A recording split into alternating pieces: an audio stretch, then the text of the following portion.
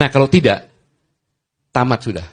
Kita kembali kepada negara monarki lagi dengan bentuk yang terbaru. Kemudian semua yang akan disampaikan lagi, kebenaran baru ini yang menjadi tradisi di semuanya. Sehingga anak-anak kita melihat kalau kita tidak jadi penipu, kalau kita tidak jadi korupsi, kalau kita jadi pencuri, kalau kita bersifat jujur, maka kita tidak bisa jadi orang. Ini berbahaya. Ini harus kita luruskan agar negeri ini selamat. Dan ingat, kita dorong agar terjadi di DPR, ya, hak angket, kemudian pleno juga. Kalau itu tidak bisa, terpaksa kita silakan parlemen jalanan.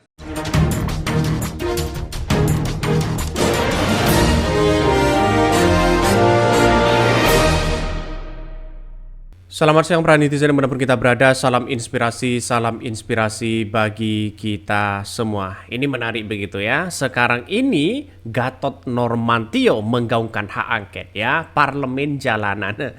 Ini menunjukkan bahwa ketidakpuasan para tokoh politik, para tokoh yang lain begitu kan ya.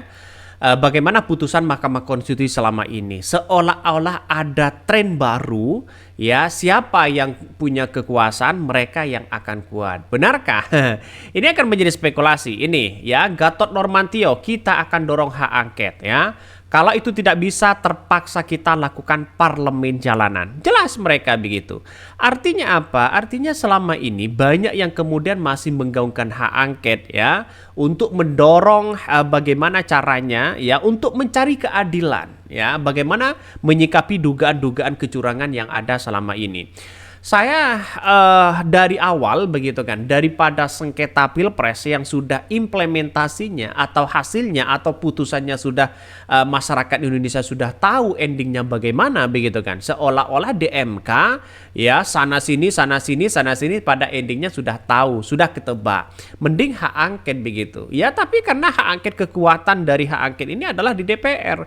Walaupun Pak Gatot misalnya ngotot begitu kan untuk menggaungkan hak angket, tapi kalau sebuah partai tidak bisa untuk mendorong hak angket misalnya, ada kepentingan-kepentingan terselubung, saya kira masih jauh untuk menggaungkan hak angket. Lantas rakyat tidak bisa menggaungkan hak angket karena semuanya itu adalah pada porsi dari dari DPR di situ begitu kan ya. Maka saya kira inilah pentingnya kalau DPR sebagai wakil rakyat, ketika didorong, ketika rakyat meminta hak ya sebagai kesejahteraan, hak konstitusional ya, maka seolah-olah mereka tidak begitu mendengarkan. Tetapi kalau minta suara, mereka paling lantang begitu berada di barisan terdepan. Ada apa begitu kan? Maka saya kira ini punya dampak di situ begitu kan ya, terkait dengan hak angket ini. Hak angket ya bisa memungkinkan ya untuk menyeret Jokowi di situ begitu salah satunya. Tapi ya pada kenyataannya sekarang ini kita lihat saja soal hak angket masih agak jauh berbeda begitu kan ya. Tetapi mari kita baca ya komentar-komentar dari netizen, banyak sekali pro dan kontra. Salah satunya ini ya. Pesimis saya Pak ya, ada pemimpin ini katanya. Semoga ada keajaiban dari Allah Subhanahu wa taala ya. Benih-benih perubahan yang sudah muncul jangan dibiarkan mati dengan kekalahan pemilu di MK. Benih-benih perubahan harus dijaga terus untuk tumbuh menjadi besar dan kuat untuk beralih hak-hak rakyat dan kedaulatan di tangan rakyat, bukan oleh rejim dan oligarki. Ini ya yang kita lihat sekarang ini. Bahwa pilpres sudah usai, jangan mengadu rakyat katanya ya. Ini bukan mengadu, tapi bagaimana caranya ya Gatot Nurmantio ini ya sebagai dorongan dan tahu bagaimana gerak-gerik ya pemerintah hari ini. Saya kira ya tidak akan menjadi masalah di situ begitu. Yang penting bersama dengan rakyat ya. Artinya apa? Artinya selama ini yang digaungkan oleh Gatot terkait dengan hak angket boleh-boleh saja ya. Kita itu harus mengikuti begitu kan sebagai rakyat yang kemudian untuk mencari keadilan ya, untuk mencari dugaan-dugaan kecurangan biar tidak terjadi lagi di 2029 begitu kan. Kalau terjadi ini lagi, wah ini kacau begitu. Maka orang ya siapapun kalau berspekulasi yang penting menang di KPU, orang ya di tahun 2029 pasti melakukan dugaan kecurangan yang lebih dahsyat di situ begitu. Toh pada hakikatnya mau dibawa ke Mahkamah Konstitusi ini tidak ditindak kecurangan hal seperti itu. Orang-orang akan berpikir seperti itu. Ya kita lihat saja nantinya begitu kan. Terobosan-terobosan itu justru mengalami demokrasi, kemunduran demokrasi yang sangat luar biasa begitu ya. Bahkan ini hak angket kemungkinan untuk menghukum pelaku kecurangan bisa saja ya, bisa saja terjadi. Ini tak akan berhenti mencari keadilan, belum terlambat untuk menggulirkan hak angket, masih kemungkinkan untuk menghukum pelaku kecurangan ini. Ya kita tunggu saja audit KPU, audit dengan yang lain begitu kan ya, apalagi bagaimana dengan MK.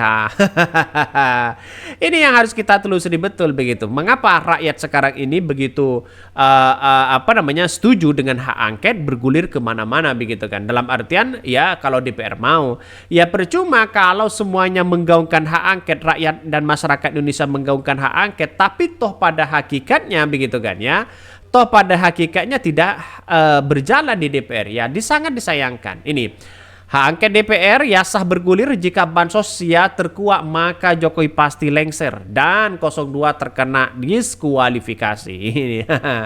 Ya kita lihat saja di situ begitu, tidak bisa diskualifikasi karena MK sudah memutuskan hal itu begitu kan ya. Ya pasti Jokowi panas dingin di situ begitu terkait dengan hak angket. Maka orang-orang beranggapan bahwa Jokowi posisinya tidak aman hari ini kalau ini digaungkan hak angket begitu, salah satunya begitu kan. Tapi ya udahlah, kita berbicara terkait dengan keputusan Mahkamah Konstitusi, oke lah hormati di situ begitu kan. Tapi ada yang janggal di situ begitu ya. Ya masyarakat akan menjawab waktunya di situ. Ini angket jemput ya, ongkat angket ya ke jalan-jalan ya, nek dengarnya katanya begitu. Ya itulah bagi kami adalah ya sah-sah aja mau berspekulasi apapun, tapi yang jelas inilah negara demokrasi begitu kan. Masa kita di tahun 2029 itu aja. Jadi kita tunggu saja bagaimana hak angket ini benar-benar terjadi di situ begitu kan ya. Saya kira ini yang akan menjadi catatan penting kepada para tokoh ya, dorong hak angket di DPR. Tapi sekarang DPR-nya mulai tidak mendengarkan di situ.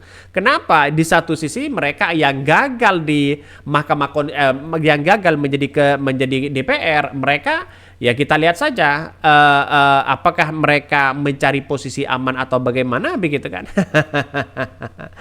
Yang jelas bagi kami adalah untuk menggaungkan hak angket ini sangatlah sulit begitu ya kalau di DPR tidak bersatu. Kenapa? Karena di DPR yang punya kekuatan. Kalau masyarakat saya kira setiap hari dia menggaungkan hak angket, pemakzulan Jokowi dan sebagainya. Tapi itu menurut saya pribadi agak percuma karena dengan satu sisi melihat yang punya kekuatan dan otoritas di situ adalah DPR.